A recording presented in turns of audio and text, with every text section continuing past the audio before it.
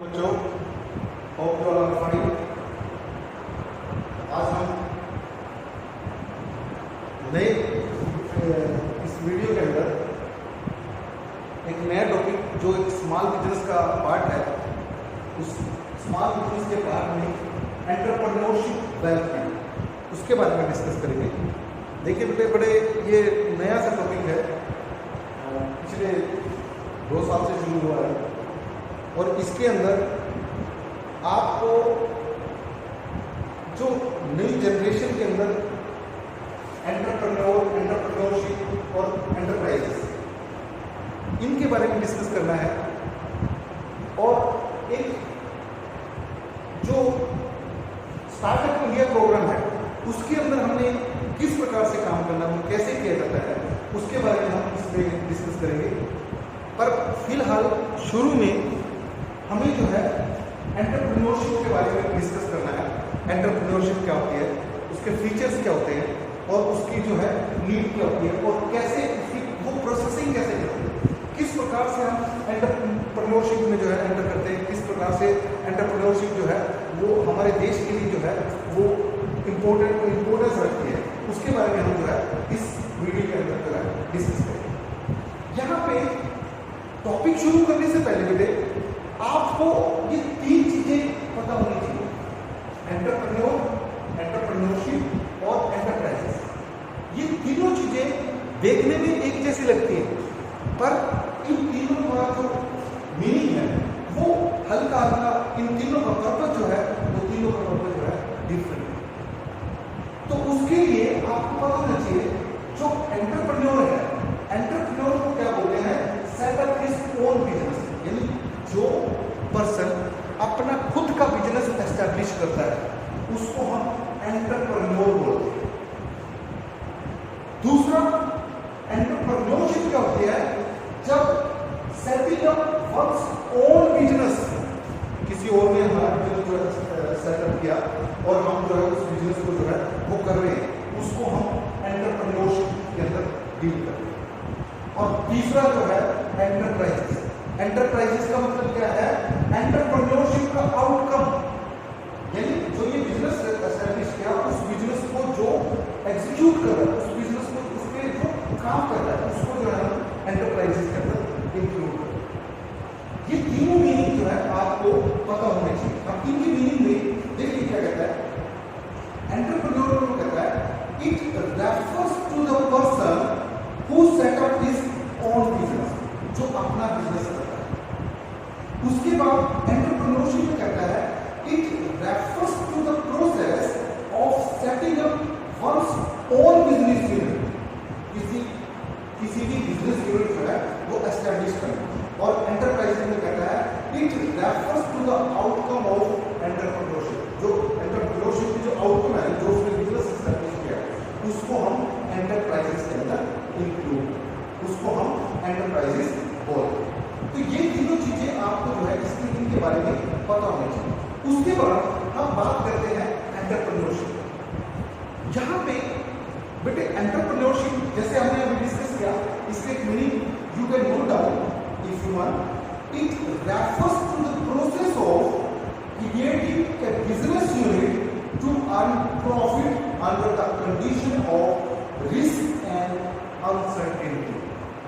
यानी इसका मतलब क्या है, ये एंटरप्रेन्योरशिप जो है वो एक प्रोसेस है और उस प्रोसेस में क्या किया जाता है, एक बिजनेस किया जाता है जिसका मेन एम प्रॉफिट अर्निंग होता है। क्योंकि आपको पता है कि जो बिजनेस है उनका मेन एम प्रॉफिट अर्निंग ही होता है। पर आपको पता है कि बिजनेस में प्रॉफिट अर्निंग के साथ साथ रिस्क और अनसर्टेनिटी, ये भी चीजें जो है उसके साथ लगी होती है। क्योंकि जब तक किसी के अंदर रिस्क नहीं होगा वो बिजनेस नहीं हो सकता। बिजनेस जो है हमेशा रिस्क के साथ होता है और हम जितना ज्यादा रिस्क उठाएंगे उतना ज्यादा प्रॉफिट अर्न कर सकते हैं और हमें लॉस हो सकता है। इसलिए इसको बोलते हैं अनसर्टेनिटी।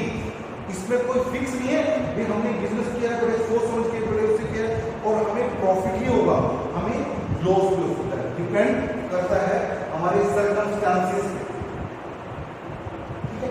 उसके बाद अब बात आती है इसकी फीचर्स। फीचर्स में क्या करता है, सबसे पहले कहता है सिस्टमेटिक एक्टिविटी। अब ये कहता है एंटरप्रेन्योरशिप ऐसे नहीं है भाई आप ये चीज सुबह उठे तो सोचा भी चलो आज एंटरप्रेन्योरशिप काम शुरू करते हैं। ये सिस्टमेटिक एक्टिविटी है थ्रू प्रॉपर चैनल, लॉफुल और पूरे ढंग से विद प्लानिंग के साथ प्री प्लान वे भी जो है इस एक्टिविटी को जो है किया जाता है, एंटरप्रेन्योरशिप को जो है एस्टैब्लिश किया जाता है। दूसरा वो कहता है lawful purposeful activity. Lawful purposeful activity का मतलब क्या है, कहते हैं कोई भी एंटरप्रेन्योरशिप जब एस्टैब्लिश किया जाएगा तो ऐसा नहीं है कि उसमें हम इलीगल बिजनेस करेंगे, कोई हम दूसरा काम शुरू कर देंगे। वो बिजनेस इस टाइप का होगा कि लीगल हो, यानी इसकी जो लीगल फॉर्मेलिटीज हैं वो सारी लीगल फॉर्मेलिटीज को पूरा किया जाता है, इलीगल काम इसमें कोई नहीं किया जाता और पर्पसफुल होता है। जैसे नेचुरल है, कोई भी एंटरप्रेन्योरशिप है उसका कुछ ना कुछ पर्पस जरूर होता है, to serve the people, to serve the customers, to serve the nation. वो उसका जो पर्पस होता है वो किसी पर्टिकुलर पर्पस के लिए एंटरप्रेन्योरशिप जो है एस्टैब्लिश करता है। तीसरा कहता है इनोवेशन। अब जो बेटे हमारे जो एंटरप्रेन्योरशिप है उसके अंदर बेटे इनोवेशन है कॉन्टिन्यूसली जो है वो गोइंग ऑन, कॉन्टिन्यूसली जो है चलती रहती है। और जैसे जैसे हम देख रहे हैं जैसे जैसे इनोवेशन होगी, इनोवेशन किस टाइप की हो सकती है, इनोवेशन ये हो सकती है कि लेस कॉस्ट पर प्रोडक्ट को कैसे बनाया जाए और अच्छी रिफाइंड प्रोडक्ट किस प्रकार से बनाई जाए ताकि ज़्यादा से ज़्यादा प्रॉफिट कमाया जाए, अपनी प्रोडक्ट को और ज़्यादा रिफाइंड वे में किस प्रकार से, ये सारी चीज़ें इनोवेशन के अंदर है।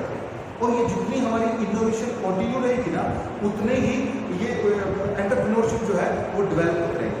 और बेटे जब हमारे एंटरप्रेन्योरशिप डेवलप होंगे ना तो नेचुरल है हमारी इकोनॉमिक डेवलपमेंट जो है वो भी बढ़ेगी। इकोनॉमिक डेवलपमेंट कैसे बढ़ेगी, क्योंकि इनोवेशन से लोगों को रोजगार मिलेगा, नए नए एंटरप्रेन्योरशिप खुलेंगे तो लोगों को वहाँ एम्प्लॉयमेंट मिलेगा, उनकी पर कैपिटा इनकम बढ़ेगी जिससे देश की नेशनल इनकम बढ़ेगी और देश स्टैंडर्ड ऑफ लिविंग बढ़ने के साथ साथ जो है और वहाँ पे इंडस्ट्रियलाइजेशन ज़्यादा होने के बाद हमारे वहाँ देश की इकोनॉमिक डेवलपमेंट जो है होगी पॉसिबल। उसके बाद कहता है ऑर्गेनाइजेशन ऑफ प्रोडक्शन। इसमें जो प्रोडक्शन की जाती है वो ऑर्गेनाइज्ड वे में की जाती है। देखिए क्या कहते हैं, under entrepreneurship new method of production are adopted. जब यहाँ पे प्रोडक्शन की जाती है तो नए नए मेथड, नई नई इनोवेशंस को जो है इंप्लीमेंट किया जाता है ताकि प्रोडक्ट की कॉस्ट कम की जा सके, प्रोडक्ट को और अच्छा बनाया जा सके, एडवांस टेक्नोलॉजी की प्रोडक्ट को बनाया जा सके। तो उसके लिए जो है ऑर्गेनाइजेशन प्रोडक्ट ऑर्गेनाइज में जो प्रोडक्शन जो है इसमें एंटरप्रेन्योरशिप में की जाती है ताकि ज़्यादा से ज़्यादा माल बेच के ज़्यादा से ज़्यादा प्रॉफिट जो है वो अर्न किया जा सके और ज़्यादा से ज़्यादा जो है उसमें एंटरप्रेन्योर जो है वो इंजॉय कर सके। उसके बाद इसमें एक फीचर इसकी कहता है रिस्क टेकिंग। ये बेटे देखो हम शुरू में भी डिस्कस कर चुके हैं, क्योंकि एंटरप्रेन्योरशिप जो है वो रिस्क के ऊपर बेस्ड है, रिस्क और अनसर्टेनिटी। इसके अंदर रिस्क जो है बहुत है। अब रिस्क क्यों रहता है, क्योंकि हमने माल बेचा। अब मान लीजिए आपने उधार में माल बेचा, अब वहां से पैसे आए तभी तो आपका प्रॉफिट फिक्स होगा। अगर वहां से पैसे नहीं है तो आपका जो माल है, जो आपका जो पैसा है वो वही डूब गया, तो उसमें आपका जो है प्रॉफिट ना हो। तो इस तरह से इसके अंदर रिस्क की इन्वॉल्वमेंट बहुत रहती है और जितना रिस्क को ध्यान में रखते हुए हम जो है एंटरप्रेन्योरशिप जो है वो एस्टैब्लिश करें। तो इन चीज़ों को जो है ध्यान रखना पड़ेगा। ये हमारे एंटरप्रेन्योरशिप की फीचर्स के अंदर इंक्लूड।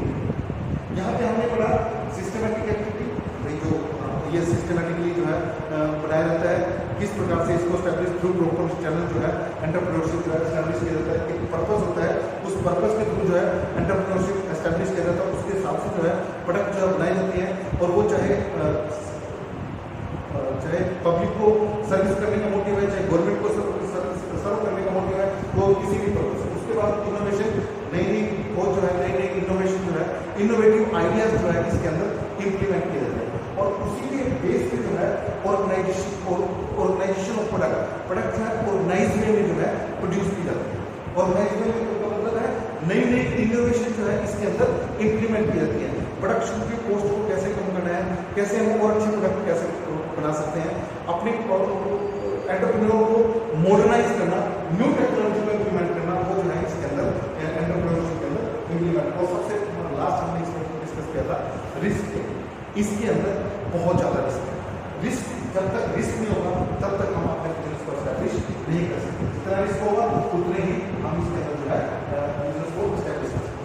अब उसके बाद बात आती है इसकी नीड्स की। What are the needs of preparing entrepreneurship.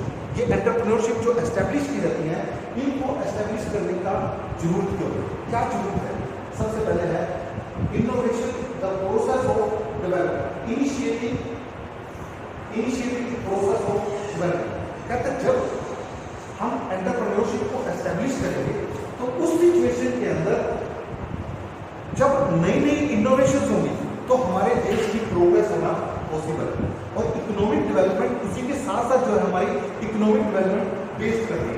उसमें ये क्या कहता है, इन डेवलपिंग कंट्री, चाहे कंट्री डेवलप हो, चाहे डेवलपिंग कंट्री हो या डेवलप्ड कंट्री, सभी कंट्रीज के लिए ये जरूरी है कि उनके एंटरप्रेन्योर में कॉन्टिन्यूअस इनोवेशन जो है वो कॉन्टिन्यूअसली चलती रहनी चाहिए। अगर इनोवेशन होगी तो डेवलपिंग कंट्री डेवलप्ड कंट्रीज में कन्वर्ट हो जाएंगे।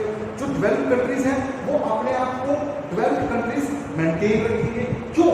क्योंकि जब वो नई नई इनोवेशन करेंगे, नए नए वे से प्रोडक्शन को वो करेंगे तो और ज्यादा रिफाइंड वे में अपने प्रोडक्शन को वो सेल कर सकते हैं और ज्यादा अच्छी तरीके से वो अपने प्रोडक्शन जो है वो बना सकते हैं। उसके बाद सेकंड कहता है सस्टेनिंग द डेवलपमेंट। हाँ, ये सेकंड बात की हुई थी कि सस्टेनिंग द डेवलपमेंट।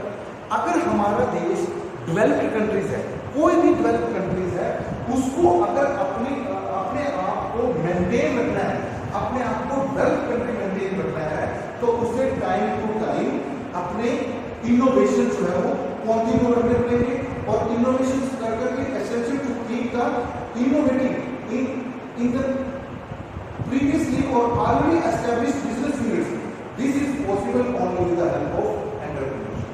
कहता जो उसके जो वो एडवांस वे में जो काम कर रहा है उसको तुम्हें कंटिन्यू रखना पड़ेगा और अपनी प्रोडक्ट को और ज्यादा इनोवेटिव आइडियाज जो है उसके दिमाग में वो और रिसर्च करेगा और ज्यादा इनोवेटिव आइडियाज जो है उसके लिए एंटरप्रेन्योरशिप जो है एस्टैब्लिश किया जाता है ताकि ज्यादा से ज्यादा इनोवेटिव आइडियाज इंट्रोड्यूस करके ज्यादा से ज्यादा एंटरप्रेन्योर्स जो है वो खोले जाए, ज्यादा से ज्यादा एंटरप्रेन्योरशिप पे फोकस किया जा सके।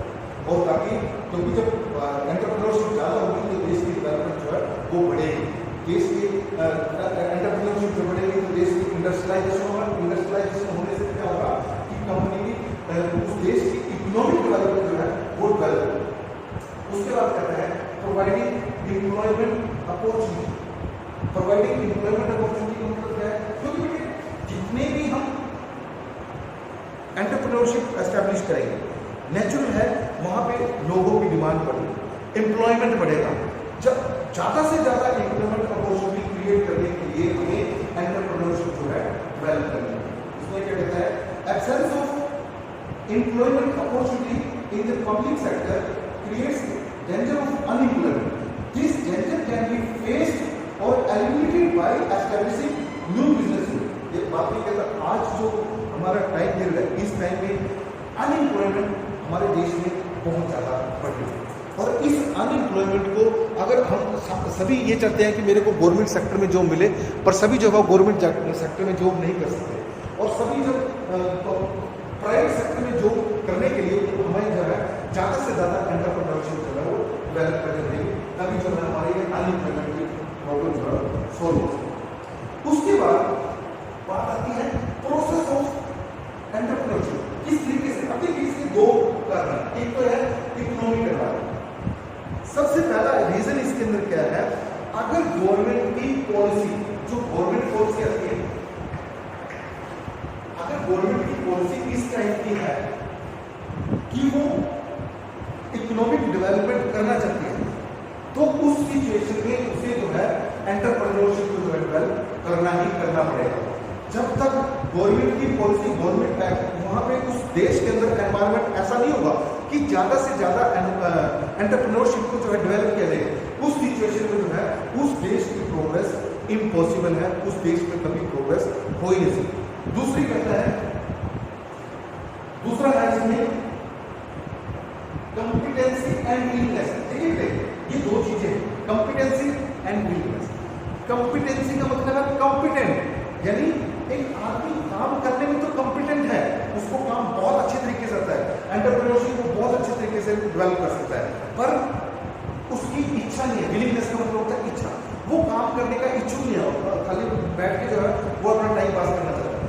ऐसी सिचुएशन में कभी भी प्रोग्रेस नहीं हो सकती। यानी किसी भी पर्सन की एंटरप्रेन्योरशिप करने में कॉम्पिटेंसी भी होनी चाहिए और विलिंगनेस भी होनी चाहिए, तभी जो है देश जो है प्रोग्रेस कर सकता है, तभी ज्यादा से ज्यादा एंटरप्रेन्योरशिप जो है डेवलप की जा सकती है। यहाँ पे कोई भी देश जो डेवलप कंट्रीज है उनके अंदर वहाँ के लोग जो है कॉम्पिटेंट भी होते हैं और साथ में उनकी विलिंगनेस भी होती है। अब यहाँ पे सेकंड इसमें क्या कहता है, role of individual feature in entrepreneurship. Individual feature, अब ये तो थी एक हमारी जो फीचर थी इसमें इकोनॉमिक एनवायरनमेंट, किसी भी देश का जो गवर्नमेंट पॉलिसी है वो अगर फेवरेबल है उस केस में ही एंटरप्रेन्योरशिप जो है ज्यादा डेवलप किया जा सकता है। दूसरा जो है इंडिविजुअल फैक्टर है, इंडिविजुअल फैक्टर में ये दो चीजें होती हैं, कॉम्पिटेंसी और विलिंगनेस।